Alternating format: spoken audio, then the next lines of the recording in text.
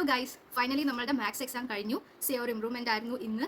നിങ്ങൾക്കൊക്കെ എങ്ങനെ ഉണ്ടായിരുന്നു എക്സാം എന്ന് കമൻറ്റ് ചെയ്യാം. അപ്പോൾ എനിക്ക് എക്സാം എന്ന് വെച്ചാൽ കഴിഞ്ഞ നമ്മളുടെ മെയിൻ എക്സാമിനെക്കാട്ടും കുറച്ചുകൂടി എളുപ്പമുണ്ടായിരുന്നു, കുറച്ചുകൂടി എഴുതാൻ പറ്റി ആൻഡ് വലിയ ടെൻഷൻ ഇല്ലാതെ പോയി. കാരണം ഓൾറെഡി റിസൾട്ട് വന്നുകൊണ്ട് നമുക്ക് ഈ ഇംപ്രൂവ്മെൻറ്റ് കുറച്ചുകൂടി കംഫർട്ടബിൾ ആയിട്ട് എഴുതാൻ പറ്റി.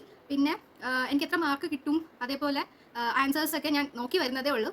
അപ്പോൾ നിങ്ങൾക്ക് ആൻസേഴ്സ് എന്തെങ്കിലും വേണമെങ്കിൽ കമൻറ്റ് ചെയ്യുക. എന്തായാലും ഒരു വീഡിയോ ആയിട്ട് ചെയ്യുന്നതായിരിക്കും.